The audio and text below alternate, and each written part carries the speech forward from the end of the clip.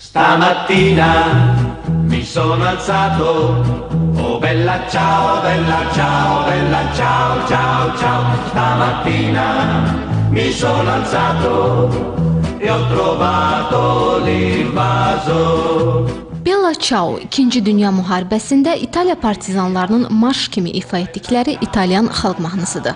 1940-cı illərin dillər əzbərinə çevrilən bu mahnı bütün dünyada məşhurlaşır. Mahnının İtalyan partizanları tərəfindən ifa olunması sənədlərdə təsdiqlənib. Onun bir həkim və ya felşer olan naməlum partizan tərəfindən bəstələndiyi güman olunur, lakin dəqiq deyil. Tərcümədə nə deməkdir? Bella Ciao, yəni əlvida gözəl. Bu, İtalyan partizanlarının 2-ci Dünya Müharibəsi ərzində öz əzmkarlıqlarını, öz mübarizəsini özündə əks etdirir və öz sevdiyi xanıma xitaben deyir ki, sağ ol əlvida, mən getdim artıq vətəni qorumağa.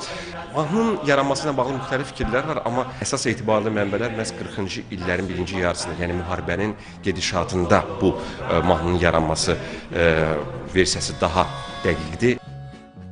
Müharibə bitdikdən sonra İtalyan partizanlarının bu himni sonradan çox böyük bir sevgi ilə qarşılanır. İlk vaxtlarda mahnı İtaliya daxilində oxunsa da geniş tamaşaçı kütləsinə 1947-ci ildə Praqada baş tutmuş 1-ci Tələbə Gənclər Festivalında nümayiş olunur.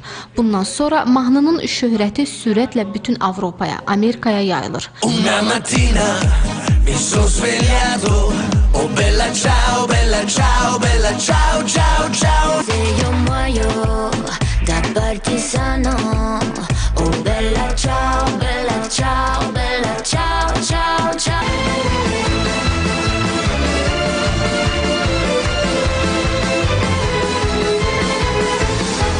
Mahnının keçmiş Sovetlər İttifaqında məşhurlaşmasının isə öz hekayəsi var. 1963-cü ildə bizim həmyerlimiz dahi müğənni və bəstəkar, bizim baritonumuz, Azərbaycan musiqisinin fəxri Müslüm Maqamayev bu mahnını ifa edir. Və onun ifasında bu mahnı çox populyar olur. Hətta o dövrdə Müslüm Maqamayevin sənətinə böyük pərəstişkarlıq edən və ona dəstək olan Sovet rəhbəri Brejnev Maqamayevin ifasında məxsus olaraq bu mahnını xüsusi sevərdi. Və həmişə deyərdi ki, Maqamayev bu mahnını oxusun, oxuyacaqmı? Və bu mahnıya xüsusi vurğu edilərdi.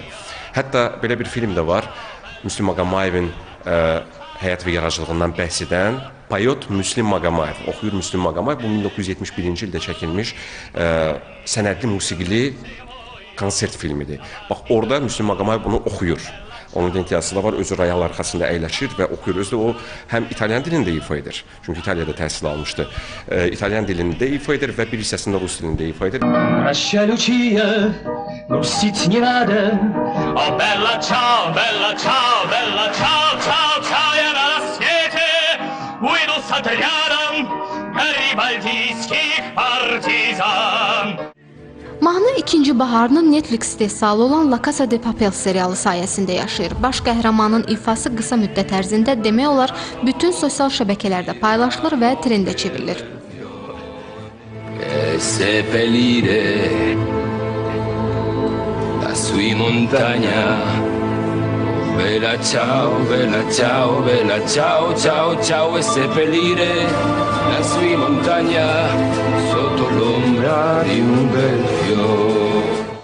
Hazırda mahnı o qədər məşhurlaşıb ki, müxtəlif idman komandalarının, o cümlədən Türkiyənin Galatasaray futbol komandasının azarkeşləri də bu mahnının sədaları altında öz futbol komandalarına dəstəklərini ifadə edirlər. Gülnar İlqar-qızı, Tahir Əliyev, Telesəhər.